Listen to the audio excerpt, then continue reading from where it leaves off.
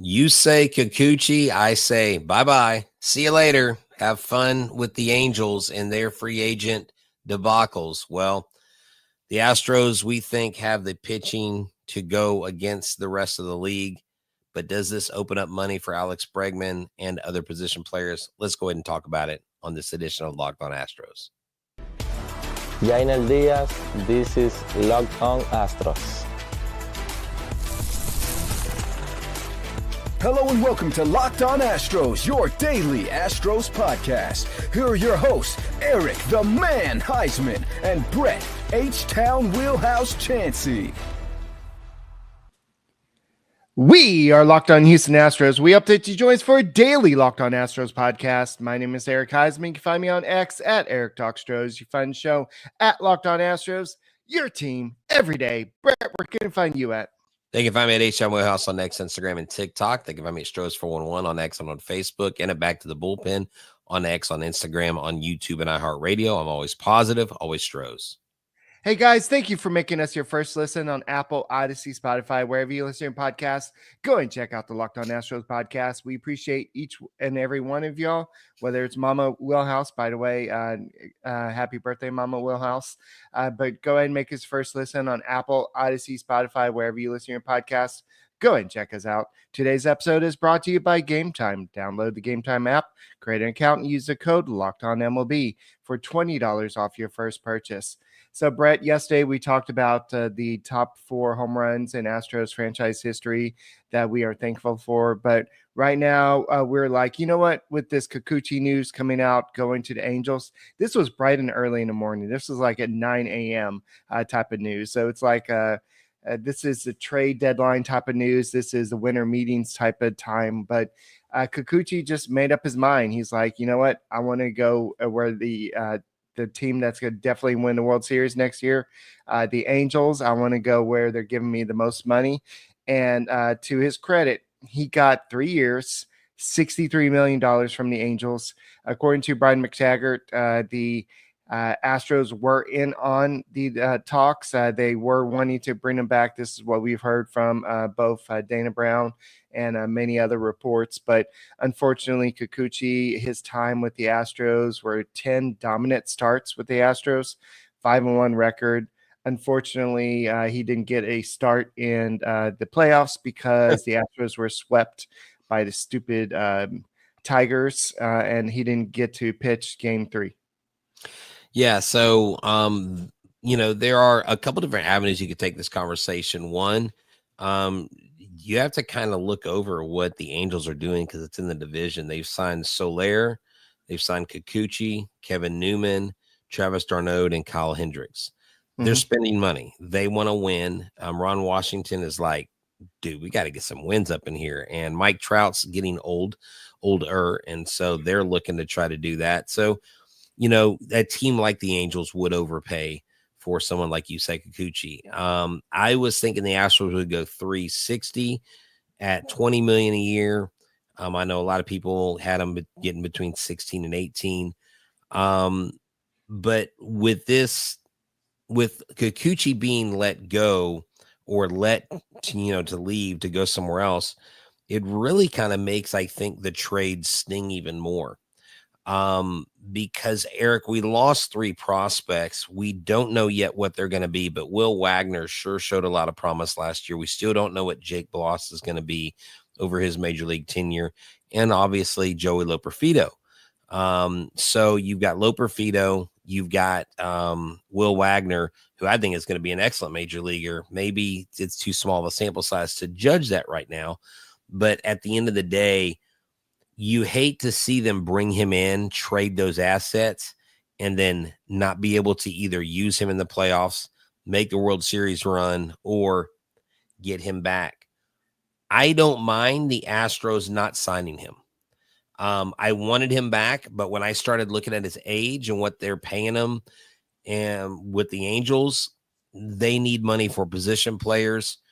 And I'm going through our rotation, even without JV. We've got Fromber, Hunter, Arrighetti, Blanco, and Garcia on opening day. That's without Verlander or anybody else. And I still think you go out there, you get a Quintrell, you get a Max Fried, you get a veteran arm. you get a mid-level guy, and the Astros were not willing to go over what they needed to on a mid-range pitching free agent. Okay, well, we're assuming that Garcia will be ready opening day, and I know that he should be. Christian Javier is another person that should be available possibly in the second half. I know, but before the show, we talked about JP France. There's not really any timetable on him. There are also some prospects that you could possibly see. Ryan Gusto, he would have pitched in game 162 last year. Colton Gordon, who the Astros just added to the 40-man roster, and AJ Blueball are also some the next wave of talent that could hit the rotation. But I think what the Astros are doing is exactly what they said they're going to do. They're making Alex Bregman their main priority, and they have decided that they're not going to pay a lot for starting pitching, and they're probably making them. I don't want to say they're making the same mistake that they did last year, but what the Angels are doing is the same thing that they've been doing for the past couple of years. We don't have Shohei Ohtani this year. So we got to go ahead and go out and get a bunch of mid-tier free agents, not spend a lot of money. Don't get me wrong. Kikuchi, this was under the current owner, this is the most that they've spent on one player. But this is also maybe a change of thinking for the Angels. Maybe this is a change of focus, but they're also trying to maybe at the trade deadline, if they're syncing up bad, they have some more surplus to trade. Hey, we have some hitters we could trade. We have some pitchers. So maybe the Astros could be trading for Kikuchi at the trade deadline again with that contract. But I think that this is actually a very good move for the Angels. Like I said in the short I did early, they realize that the AL West is not a strong division, especially with the A's struggling. They struggled last year. The Angels did. They know that the Mariners, they have potentially a good team, but they struggled last year. And the Astros, with the way they got off to such a bad start, they finished strong, but then they kind of choked a little bit in the playoffs. So they know that there's blood in the water. And so this was their chance to, hey, let's make a couple of moves. And I wouldn't be surprised if the Angels go out there and spend a little bit more money to make themselves a little bit more competitive. So props to the Angels for going out there and getting stuff done. The Astros are waiting. I'm not saying they're just waiting for Alex Bregman, but they're waiting to see what's going on. Because if you tie up all that money with Kikuchi, this is what I've been trying to say on this podcast for so long. If you tie up all this money on Kikuchi, that's going to hinder you to possibly go out and signing somebody like Alex Bregman. Right. Yeah, no, that's what it does. It opens up. I mean, look, the Angels through 2030 are paying Mike Trout $37 million. Mm-hmm. And Eric, they're still paying Anthony Rendon $38 million for 25 and $38 million for 26. Now they add Kikuchi. They have Jorge Soler, who they're paying 16.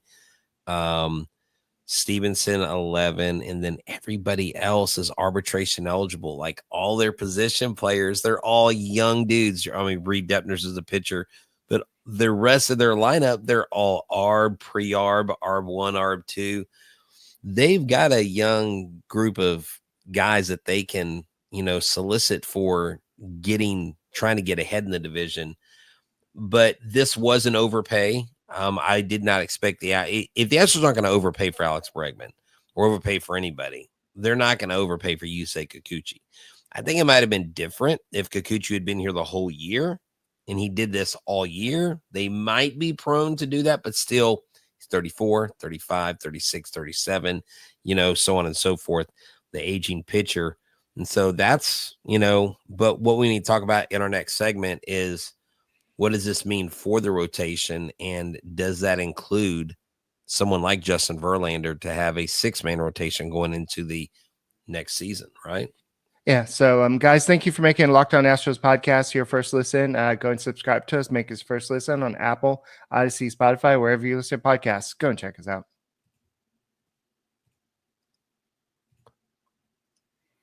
That's right. This episode is brought to you by Ibotta. Ibotta, you can use this amazing code. It is Locked On MLB. Ibotta is an app that you can use to get ahead. Why do I say get ahead? Because you actually earn money while you're shopping. Big holidays means big family get together. So gather your loved ones and enjoy all the holiday traditions. Grocery bills can add up, especially this time of year. This Thanksgiving, you don't need to stress. This month, Ibotta is giving new users 100% cash back on your Thanksgiving feast. Just add the offers in the app to redeem for everything you need to make your Thanksgiving feast complete. All you have to do is to shop at your favorite retailers and upload your receipt. Ibotta gives you cash back on hundreds of grocery items. Other apps just give you points that don't amount to much, but you get real cash back, and you can cash out and send it to your bank account, your PayPal, or gift cards. You can go to places like Macy's, Lowe's, Sephora, Best Buy if you're looking for those Christmas gifts.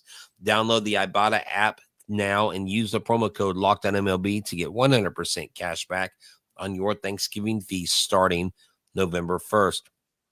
Just go to the App Store and Google Play Store. Use the code LOCKEDONMLB. That's IBOTTA in the Google Play or App Store. And use the promo code LOCKEDONMLB today.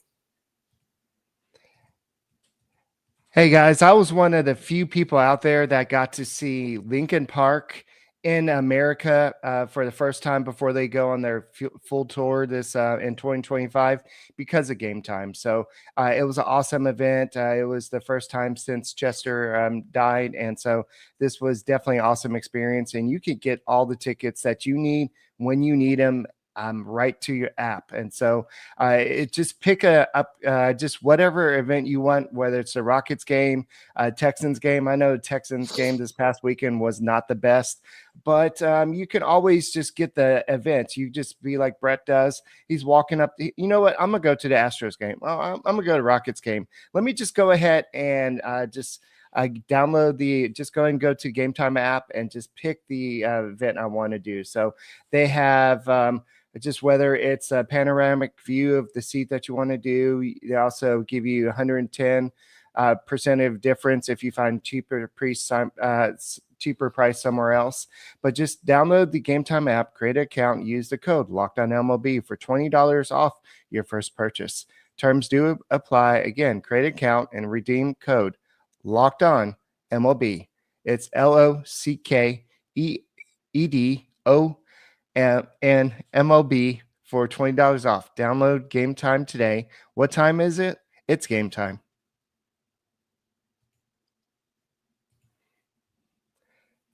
Hey guys, thank you for making Locked On Astros podcast your first listen every day. Whether it's on YouTube, go ahead and subscribe to us. Make us first listen on Apple, Odyssey, Spotify, wherever you listen to your podcasts. Go ahead and make us first listen. So I know before the break, we did talk about a lot about Kikuchi. He is now no longer with the Astros. We kind of talked about the options for the rotation. This is assuming that Luis Garcia is healthy and he's going to adapt to the pitch clock, because remember, there's a lot of speculation when he went down with the injury that this was a result of him adapting to the pitch clock. So Well, yeah, can he well, come no, back and be healthy? Yeah, and I'm just saying FanGraphs is projecting him being available because his TJ was in 2023. That was his last major surgery. So I think they are planning on him being there. The rotation, like I said, I think easily rounds out with Fromber, Hunter, Arrighetti, Blanco, and Garcia.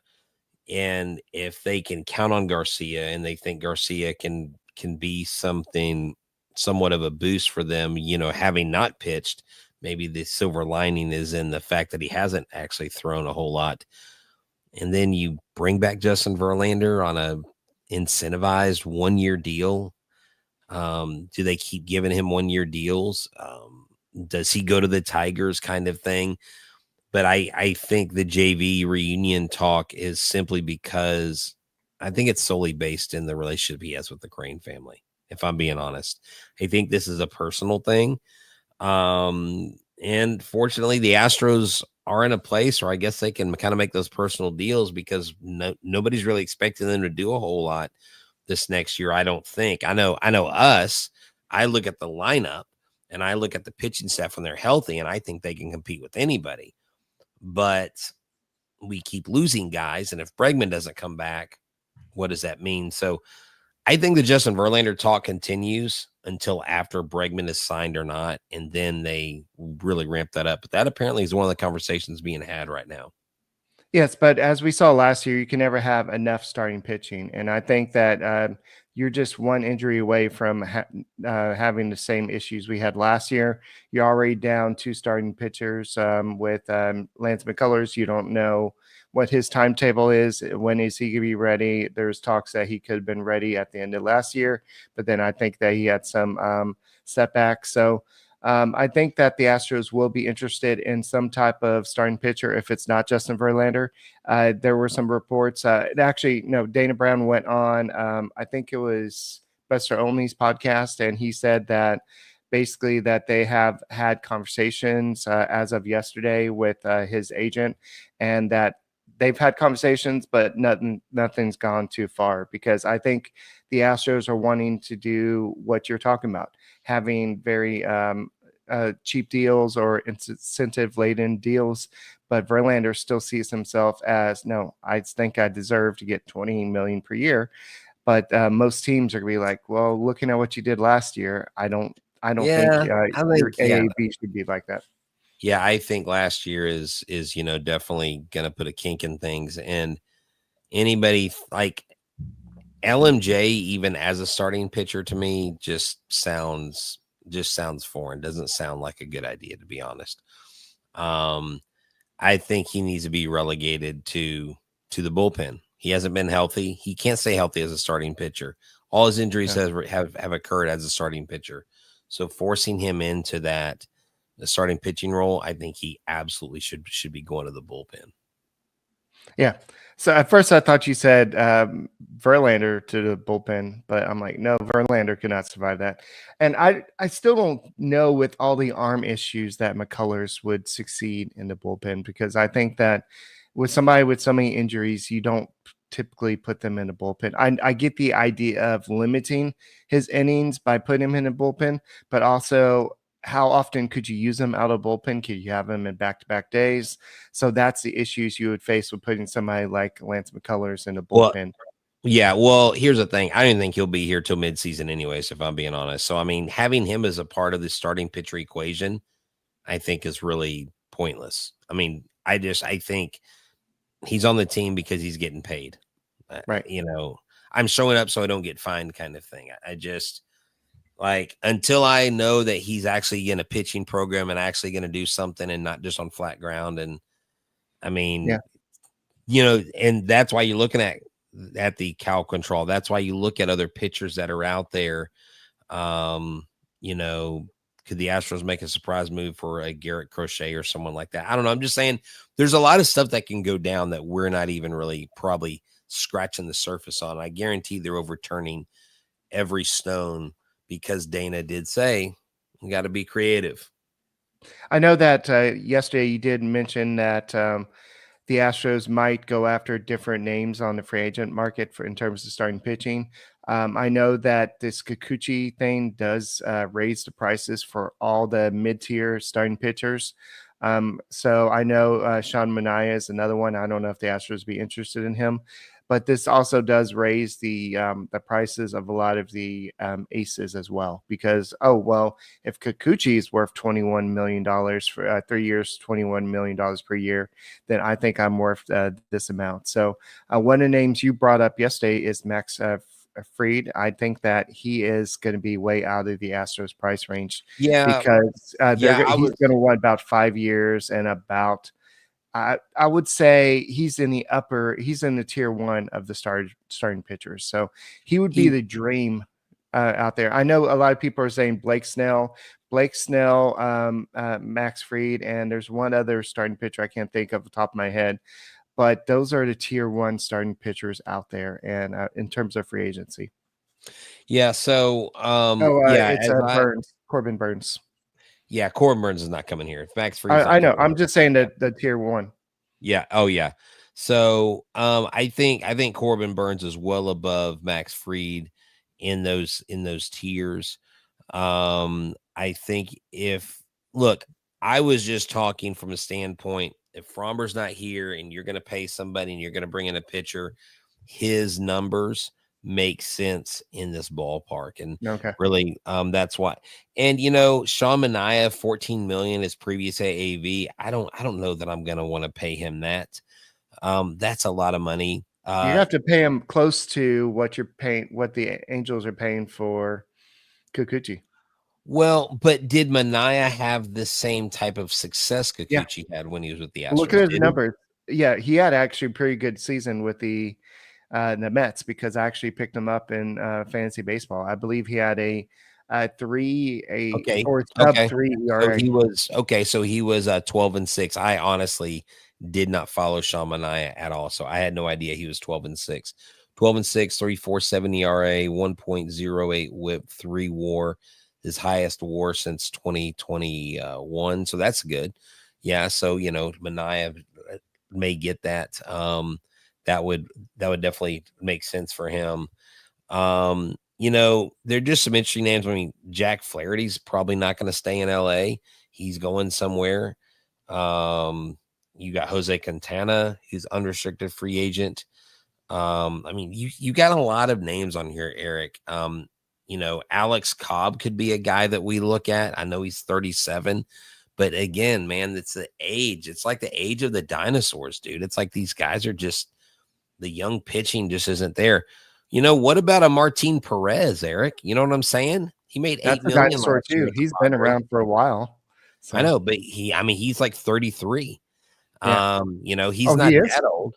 Yeah, he's 33.6. I thought he's been around for a while. So, guys, I know y'all been sticking around this podcast for a while, and we appreciate every one of y'all that have made us your first listen on Apple, Odyssey, Spotify, wherever you listen to your podcast. Go ahead and check us out. That's right. This episode is brought to you by FanDuel. FanDuel is America's #1 sports book right now. If you make a $5 bet on your first bet, you get $150 back in bonus bets. I'm telling you, it is the #1 sports book. Not only that, on the app, you actually go to your phone, you look at the app, everything's there. If you get a hunch during a game, if you see something happening and you want to place a prop bet or do something, you can do it right there. The payouts are easy, and you just get that account. You bet $5, you win that $5 bet. You get $150 in bonus bets. The NFL action is here. We are past midseason. We're going into a playoff push. The Texans, everybody's calling them pretenders. But what are you going to do? Are you going to be a pretender, or are you going to be a contender with FanDuel.com, the official sportsbook partner of the NFL? Hey guys, thank you for making the Locked On Astros podcast your first listen on Apple, Odyssey, Spotify, wherever you listen to your podcast. Go and check us out. You can go ahead and watch us on your big screen TV. Just go ahead and go in on your Amazon Fire TV stick. Just go and search the free channels app and just go ahead and search baseball. You can find Astros, and you can see Brett and I on your big screen, on your projector. However you want to watch the Locked On Astros podcast, you can go and check us out. So, Brett, I know before this we were talking pitching. Jack Flaherty is a guy that the Astros have targeted several times. He's a guy that if he does, if teams don't really pursue him, I see that Astros possibly pursuing him. But I think that right now the Astros are trying to put all their eggs in one basket, and that one basket is Alex Bregman. We did hear the other day that the Astros offered him a 6-year deal. We didn't know the financials, but now, according to Bob Nightengale, it's going to be 6 years, $165 million deal, which is $26 million per season. Yeah, and now let me say this, because with what I put out there from his article, is it was in his rumor segment, and what he's saying is this: the Astros appear to be offering him. This is what I think the offer is. So this we don't know for sure. Yeah. So this isn't an official word on an offer. But I need to remind Jim Crane that he said to us that as long as he's here, that the window is not closing. And if you're going to keep the window open, someone like Alex Bregman needs to be a part of this ball club. I mean, he simply does. He needs to be in the equation. What also needs to be in the equation is going out and getting a veteran pitcher. There are a lot of veteran free agent pitchers. The Astros are going to find somebody that fits. It's going to be a puzzle piece. Again, we haven't heard them say this, but and I don't think they'll do this because of starting pitching, but would they trade Fromber? I think if you trade Fromber, you're kind of shooting yourself in the foot because now you don't have Kikuchi coming back. You got a bunch of question marks and injuries. Luis Garcia, he is supposed to be ready, but will he? So I think he is going to be in Nationals uniform until he's a free agent. And I don't know that they go after him with a big contract. But at the end of the day, it's like, can December get here? Can the winter meetings get here so we can get this stuff going? But that Bregman contract, I don't know that's going to do it. I don't know that Boston offers him more than that, but if someone else wants him, they could offer him $30 million a year, and that would be $4 million more per year for the next, what was it, a 6-year deal that was offered, right? So if you do 30 times 6, that's $180 million. Apparently he's wanting $200 million. If you do $200 million at 6, that's $33.3 million a year. And apparently Jim Crane doesn't want to do that. Yeah, if it's about the length of the contract, you could always up the AAV like you're talking about. If you want to I don't want to give them that much per year, you can give them a longer deal. And then Jim Crane doesn't seem to want to go past a certain amount of years. So it's just about getting out of that comfort zone. If it's about bringing back somebody like Alex Bregman. So it depends on how many teams are going out there and trying to get him. We hear that Scott Boras is trying to get him 11-year deal for what? And that's the thing. Ken Rosenthal didn't say that he was getting. He said they were starting. I know. You start high. That's what negotiates. You start high, and the team goes here. You aim high, knowing darn well you're not going to reach that.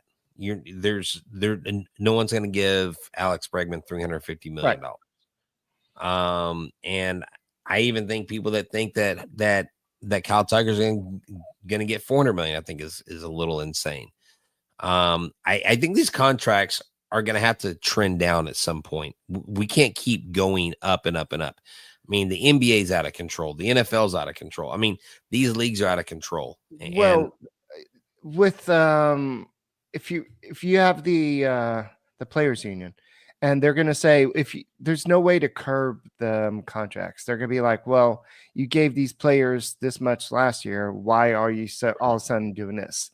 And they're going to say that that's against the union. And so that's the whole point for the union. So I get what you're saying about the contracts are only going to get worse, Brett. And that's why the Dodgers did what they did with Shohei Ohtani, because yes, they paid an arm and leg for him, but at least it's just going to get worse. Players 20 years from now, just imagine how much money they're going to be getting paid. I remember we freaked out whenever Nolan Ryan was offered $1 million and the Astros wouldn't pay him. And then I remember when Ricky Henderson or George Brett made like $3 million, or it was something crazy. We were like, oh my God. I remember the first $10 million contract. I forget who it was, but we were both freaking out. Pay Breggy and HEB bucks. Well, like my friend told me, they pulled all the Breggy Bomb salsa out of HEB. They probably had a contract with HEB and it probably ended. That's probably what it is, a business decision. I don't think they pull salsa out of a store because he's a free agent, because they still sell Nolan Ryan beef in Houston area stores. And just because he got, he kind of left angrily. Well, Nolan went back up to Arlington, so we're going to take it all out of HEB. So there it goes. Here comes that accent again. All right, but hey, I think that's what we got for today, man. We figured we might as well jump on, talk about it. Nothing salacious happened while we were on the air, but Jim Crane, the ball is clearly in your court, and from Dyken Park to Kikuchi saying bye. Wow. You got the That's extra it. money. You might as well go ahead and spend it on Bregman, right? I mean, you're going to make more money if Bregman's around. If the Astros start losing, just look at the teams across baseball. Look at just once the teams start losing, just look at what happened when the Astros were going through the process. Fans stopped going. Fans stopped caring. And I'm just saying, I know, Brett, you and I will still watch Astros baseball, but if this team starts all of a sudden starts losing because you don't have the Hey, players, you're going to lose a lot of attendance. I was going to mention this the other day, and it's probably not fair to the Houston market to do this comparison, but I don't know if you watched that game between the Steelers and the Browns where it was started snowing. Like by the third quarter, it was like a blizzard. Jameis Winston is just a breath of fresh air to the modern athlete. Love this guy's vigor for life. And I'm watching this game and I'm going, these Browns fans have been sitting in these seats for I don't know how many years. Their stadium's always full. It can be snowing, blizzard. They're got shirts off. They're rabid fans. And I'm like, Houston could never. We don't have that fan culture here. We are a front running fan culture. As long as our teams are doing good, we'll show up. But you ask a Browns fan, why are you still a Browns fan? And they literally cannot tell you. They're like, I don't know. We just are. It's just who we are. And that's the difference between a town like Cleveland that has those old die-in-the-wool fans to a front-running city. I mean, it's just how we are. I mean, people want me to prove them. Look at the attendance for the Texans. Look at the attendance right now for the Rockets. They're leading their division, and they still can only fill half the stadium. I mean, we're pretty fair weather here in Houston. We need to man up a little bit in H-Town. That's all we got for this edition of the Locked On Astros podcast. You can find me at Eric Talks Astros. You can find Brett at H-Town Wheelhouse, and we'll be back tomorrow with another edition of the Locked On Astros podcast. See you tomorrow.